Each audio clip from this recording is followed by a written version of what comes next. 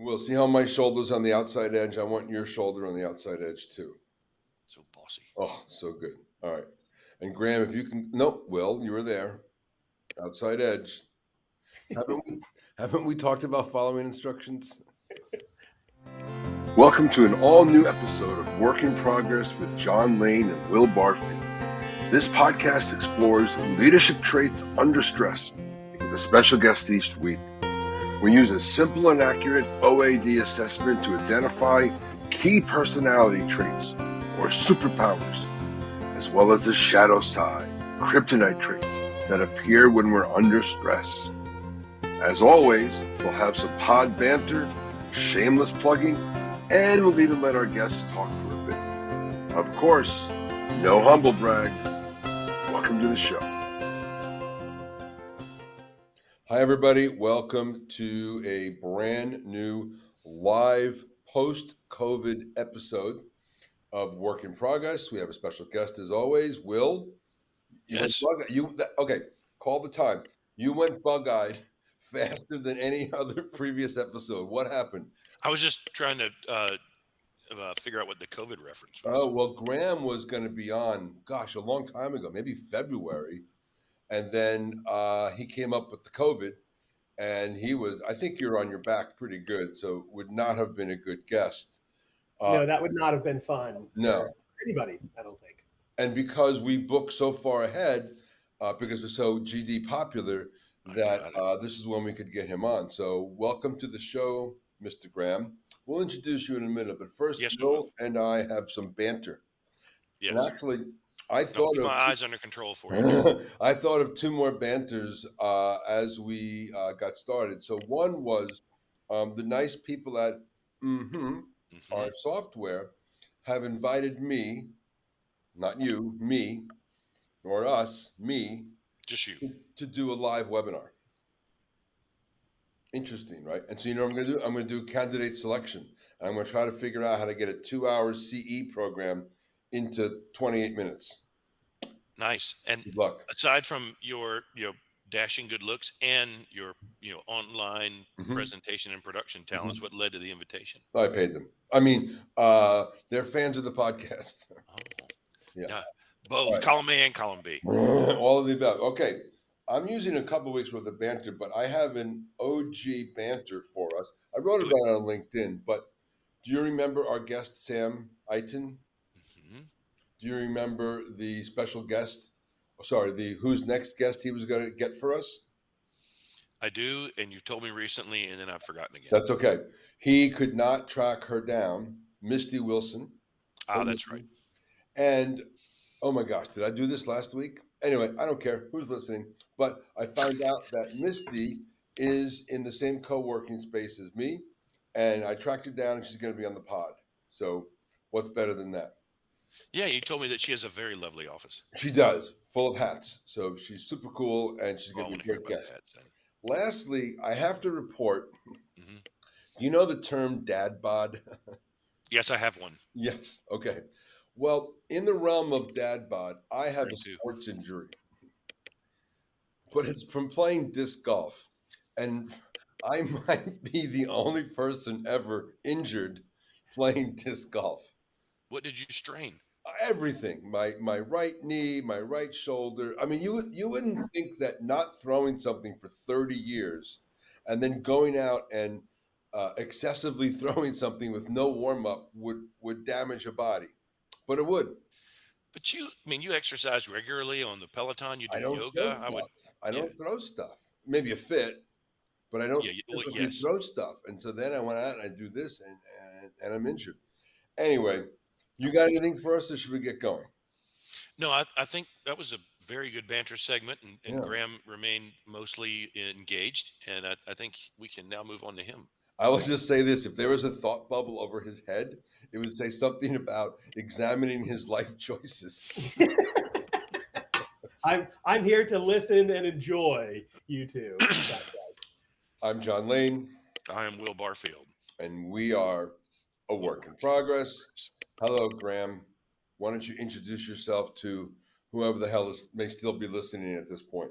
Sure. Hey, I am Graham Lutz.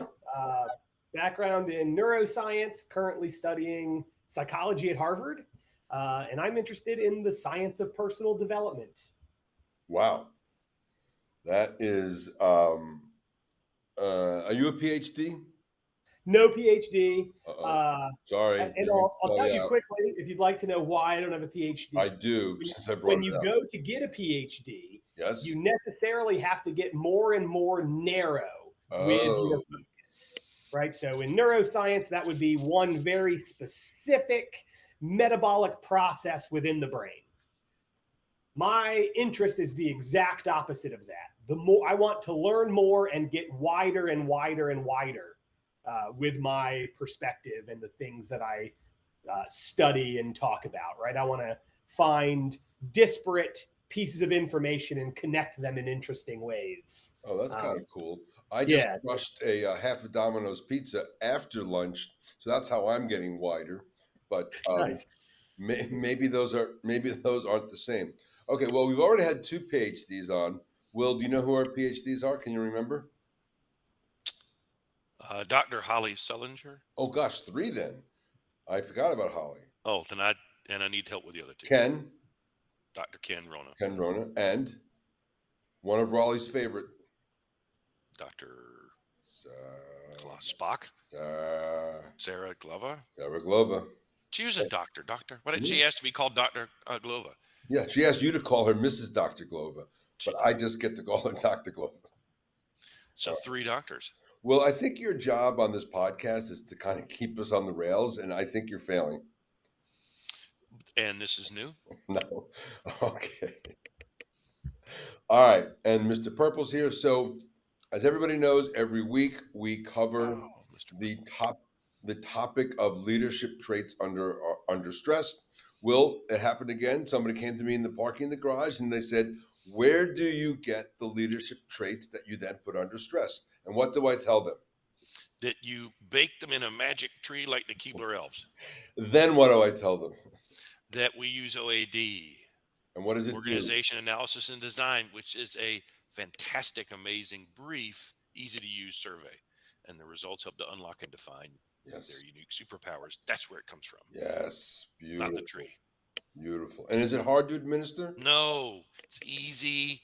Graham did it in like 5 to 7 minutes. Absolutely. It's highly accurate.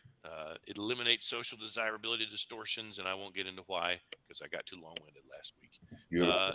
And it's built to the standards of leading international psychology instructions and rating agencies whose logos are littered across the bottom of that slide. And voluntarily. They do it because they want to, not because they have to.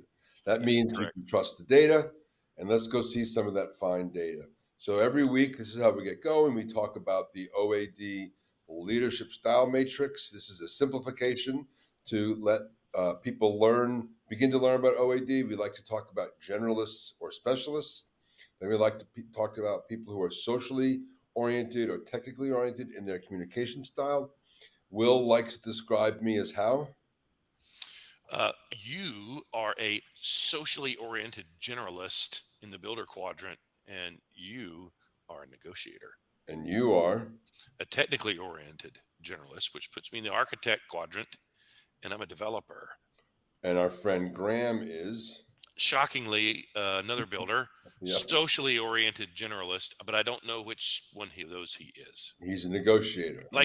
Another negotiator, a very interesting negotiator. Let's talk about that. So, Will, you might have a question for Graham. So, Graham, how does it feel to have your entire personality compressed into a 2-dimensional table? Great. That was an easy answer. I'm glad you and I are talkers, Will. One word: simplicity. No, I love it. The conversations that John and I have had about this up until this point have been really interesting.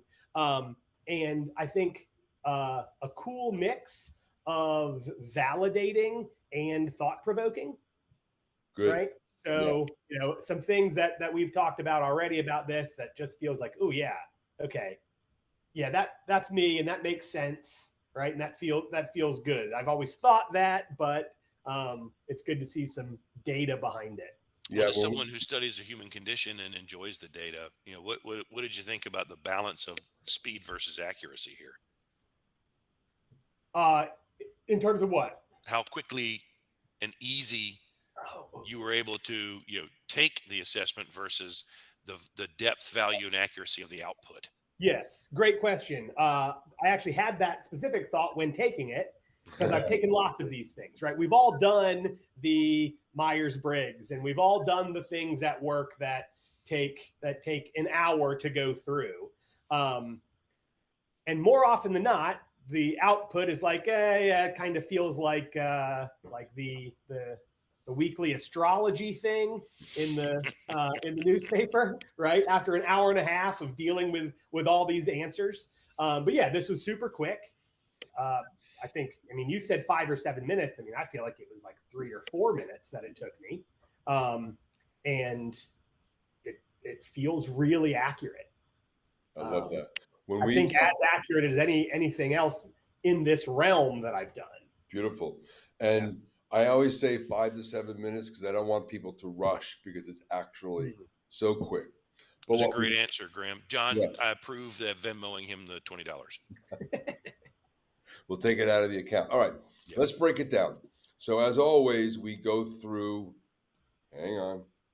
Oh, there's a sponsor idea. How about Venmo, John? Put that down. Oh, it's on the list, on the list. And they could pay us easily. So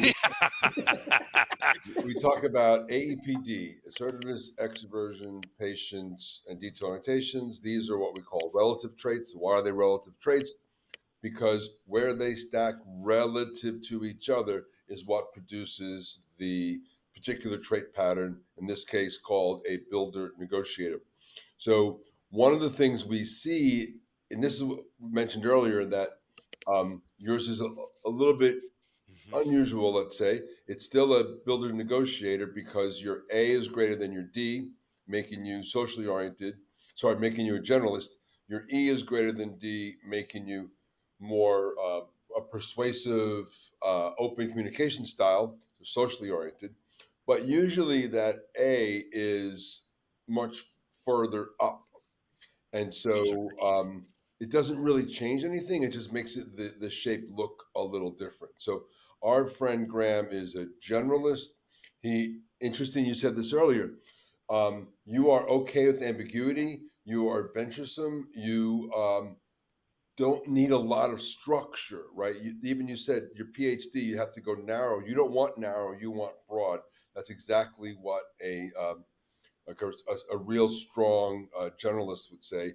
And then your E is your most dominant trait, is furthest to the right. We put the E relative to the D, and we look for that spread and that intensity. And you are somebody who is an optimistic personality, open, persuasive. You like to paint a picture with your words. That is our friend Graham. And since I've come to know you these 8 months, I know that to be true. So it's always great when there's in life observation and then the data matches. So and that's a very wide AD spread. That's 8 centiles. Yeah, and I will say to the point of the detail oriented being at 0, that right there is an indication of how accurate this thing is. Yeah. You don't see a lot of 0. Honestly, I'm surprised I showed up at 2 p.m. It just doesn't go any lower, right? You know, in Spinal Tap, it goes to 11. Right. We can't go sub. We're only a positive number line. So, but Will, why don't we, Hank, have a discussion, a high-level discussion about superpowers and kryptonite? So, Graham, anyone who lands in that negotiator, heading on the builder quadrant, which is your, generalist area, is going to get these particular superpowers, these 5 bullets. So John would see the same readout as you. We won't spend a lot of time here, but is there one of these that really hits home for you, stands out, sounds like you, or maybe you've heard others talk about this part of your personality? Yeah, I think persuasive, that has just, that has always been one of my things.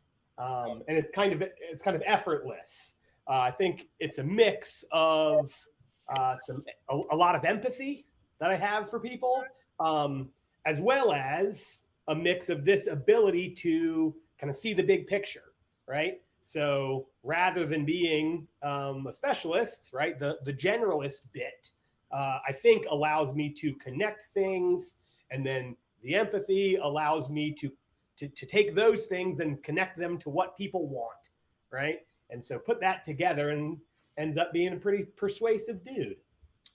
I'm persuaded. Nice. And you're interesting. I mean, as I'm going to get back to this when we get to the next slide, but I looked at your prior career, right? And, that's not necessarily, the engineering side of things. One where you would think that someone was a builder, negotiator, super extroverted. Reminds me of Lee, one of our prior guests, John, who was kind of the antithesis of what you would expect to be an engineering career profile. Kryptonite. So Graham, regardless of how fantastic you are, there are moments of stress or anxiety or challenges, difficult moments. Only person I know without those is John Lane, with the exception of the disc golf injury. These are the generic readouts for Kryptonite. Is there one of these that really speaks to you that you feel the accuracy? Yeah, not sufficiently attentive to detail. I mean, I often just joke that I don't refer to myself as a details guy. I have recently, I say recently, it's been a year now, been diagnosed with ADHD, which explains a lot of this. I mean, my whole life, I have missed appointments, forgotten phone calls, missed emails, lost keys, lost cell phones, done 80% of things, and dropped the last 20%. Like the detail thing has always been the biggest struggle for me everywhere. Love that. Let's get into his stuff, Will. As a part of your homework and prep for the show today, Graham, you and John looked at your results and he sent you some things to read, and then you responded with some self-commentary on superpowers. And this is the slide where we want to spend a little bit of time talking about your strengths. Why did you decide to put virtual pen to paper and note these things here? So I talked a little bit about the effortlessly persuasive bit. So I won't go too far into that. But the other two, the action-oriented optimist, honestly, I think some of this came from watching my dad when I was a kid. He built a nice, big, successful business, has been really successful doing a lot of different things. And the optimist thing, I think of optimism less as, hey, everything's going to be fine, and more as my actions can affect outcomes, right? Believing that if I take some action, that things will change, right? And so I think that's a big piece of the action-oriented optimist for me. And then delegate the delegation if possible. Like I am very aware, and this goes back to the detail-oriented thing. I am very aware that there are other people who are going to be able to do things better than I can do them. Anything from creating visuals for a web page to cleaning up. There is always going to be details that I miss, and I've just accepted that. So at this point, if I can delegate things to people, I will absolutely do it, knowing that they are likely to get it done better than I will. I love that. Will, I want to just add a point before you do some follow-up. But in our world, the opposite of optimist is not a pessimist, it's a skeptic. And so I like to frame that differently because I like how you thought about it. When you see a situation, your optimistic mindset is going to go, oh, that's cool. Let me learn more. And then the facts will take you to think you like something or don't like it. The skeptic kind of comes from the other side and goes, well, wait a minute, right? And then they want to know more, and then they may end up liking it or not like it, but they just come at it from different sides. And so that optimist skeptic to me feels like a more useful spectrum than optimist pessimist. I think pessimist is it's on a different scale. That's all. No, love that, John. And I want to go back to the persuasive before we leave this slide, and then we'll shift. Graham, do you believe, in your leadership roles, because you've had positions where people have reported to you that persuasiveness superpower, was particularly strong, effective, or necessary when you were leading engineering teams? Yeah, absolutely. That being said, I think that's less important with the people that I am specifically leading. And I felt like it was more important leading among peers or leading up the organization. Right? Great point. So in terms of persuasiveness, I have it being effortless.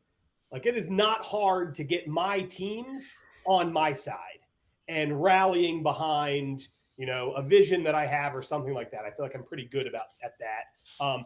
And I think a lot of that comes with building relationships with people on the team. And so they understand that I have their best interest in mind, and that I care about them, and that I'm fighting for what's good for them. Often peers and other leaders in a company, you may not have that same kind of connection with, right? So the value that I've seen is in those directions, I think, mostly. Brilliant point. John, crypto.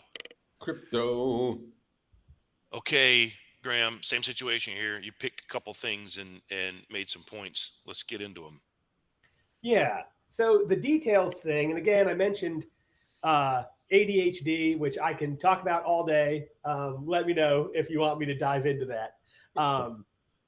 But I have had to work very hard at setting up systems and processes and routines and those kind of things, so that I am not losing things, so that I'm showing up to meetings that I'm committing to, so that I'm following up on action items or deliverables that I've committed to. Like, I don't have the luxury of just remembering to get something done. It's just not one of the available options. You learned this the hard way, huh? Oh yeah. Oh, absolutely. You want to tell us? Sure. Yeah. So, I mean, I don't think it's even a single instance. It's, save some for bloopers, but give us one. Yeah. So, I mean, the 15 years of my adult life, it's been forgetting things, right? So this is not work related, but illustrates the systems that I build. So I was headed to Publix to pick something up for my wife. And I walk in the double doors. We had just had the conversation about what she needed. The doors open. I walk in and I am lost. I have no idea why I'm here. Okay. Luckily, we know this about me, and requests from my wife, verbal requests for me to do something or pick something up or anything, don't work. It must be in a text. And so we were talking on the phone. She asked me to get some specific shampoo. I said yes. She then immediately texted it to me as well. Nice. So I was able to pull my phone out, look at the text, off to the shampoo aisle, got what I needed. But that right there is the kind of thing that happens all the time. And it's very much an ADHD symptom as it relates to working memory and those kinds of things. But unless something gets written down somewhere, it's gone, right? And so this, before I was aware of this, it was one of two things, right? I would think to myself, well, yeah, I forget things, but I'll remember this one, right? This bit's important. I'll remember this. Surely I won't forget this. It's different this time, baby. Yeah, right. But of course, every job I've had, yes, I have forgotten that thing, right? And it's having gotten the ADHD diagnosis has allowed me to think a lot differently. Like I no longer am beating myself up about the fact that I just am not a details guy, right? That's not a moral failing on my part, right? Yeah. It's just part of how my brain works. And so while ADHD is a medical diagnosis and described in the Diagnostic and Statistical Manual, that doesn't make it any more real than any other brain that operates in a certain way that causes trouble for people, right? Everybody has the things that they beat themselves up about, right? For me, it's details, or was details for most of my life. But I think this kind of thing that just that outlines, this is how you work. These are your strengths. These are your weaknesses. Understanding that, I think, is going to give people the option to have a lot more self-compassion when it comes to the things they struggle with. And there's actually a very interesting body of research by a woman named Dr. Kristen Neff. She researches self-compassion, and it's a really interesting set of findings that self-compassion compared to self-criticism leads to greater motivation to improve, better performance on subsequent activities post-failure. It also leads to a bunch of kind of subjective, internal, experiential things about how you interact with the world. So this is something I have been reading a lot and thinking a lot about recently, is this idea of self-compassion. And I think this tool that you guys have here is something that can allow people to focus on their strengths and not beat themselves up or think of their weaknesses as a moral failing, right? But just as a kind of uniqueness in how they interact with the world, and that's okay. Well, certainly appreciate your vulnerability, right? Which is one of the hallmarks of this show, vulnerable leadership, and admitting to the diagnosis and sharing that with us. I'll put a cap on this part of the conversation. I think what's interesting about ADHD is too many people focus on the H part, the hyperactivity, because that's the obvious piece, and the focus and short-term memory processing issues that really come with that diagnosis. Those are the hidden things that you don't see. And in educational settings when you're a kid, or professional settings when you're an adult, people don't think, oh, maybe he struggles or she struggles with ADHD because they've got focus and short-term memory issues. They just can't show up on time, and they can't get their work done, and they can't comply, and blah, blah, blah. So I know you have probably dealt with that, and I'm sure it's cathartic to be able to talk about it the way you have today. And I'm glad that this exercise brought that out in you. On that second bullet, though, sometimes you must be the decider. Tell us what that means. Yeah. So my thoughts there, and this maybe comes back to the empathy.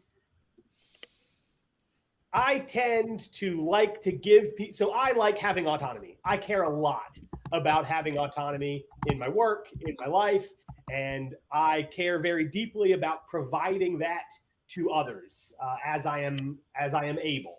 And part of that is when it comes to decision making. And I think this can be an issue for me in that I try too hard to make sure that everybody's happy with the decision that we are making. Everybody feels heard. Everybody's input has been given. And I think that to this point, sometimes I do need to just, hey, I'm deciding. This is what we're doing, making the decision, we're moving forward. And I could definitely do that sooner in a lot of cases, and more often for sure. Well said. Well, and love the way you've done self-analysis for us today. I haven't had to do a lot of questioning because you've kind of picked yourself apart here through this exercise. Clearly, this reflected some things you already knew, and you brought up some things that you really hadn't processed in a while, but it enlightened you. How can you utilize what you learned in this exercise with me and John and on this show today and apply them to the work you're doing now individually, leading your own efforts, but also in leading others and those that follow you and your content? Yeah. So I mean, looking at the strengths, I just do really well in conversation with people, right? That effortless persuasion bit, I just need to lean into that. Every now and again, I'm hesitant to reach out to somebody to try to book a time with somebody because they're busy, they have a lot going on. I don't want to impose that kind of thing, but in this kind of relationship is where I do really well. Having conversations with people I do really well with, better than writing, better than any other kind of communication. Right. So that's one of them. And then even though I know the detail-oriented thing, there still are times, and this just is, who knows if I'll ever really get this, but there still are times where like, I'll be able to do that. Well, I can do that. I'll just try real hard and I'll do this one really well. But man, hasn't happened yet. I can't believe it. It's been, we've waited so long to get you on and now our time is over, but you've been an awesome guest. I cannot wait to see your TED Talk. Obviously, there'll be a recording of it. Congratulations on all that. I'm John Lane. I'm Will Barfield with a weird red thing on my face. What's the weird red thing? It was the mouse. Your red arrow looked like a teardrop tattoo. I was like, what happened? Oh, this up here. Yeah. Oh, well, that's going to come up in a minute. And we are a work in progress. Bye, everyone. Thanks for tuning in. Bye. Thank you. Work in Progress is a podcast presentation of Slipshod Productions. Available on LinkedIn and YouTube. Executive produced and starring John Lane and Will Barfield. Talent booking, production, and editing by John Lane. Thanks for watching. See you next week.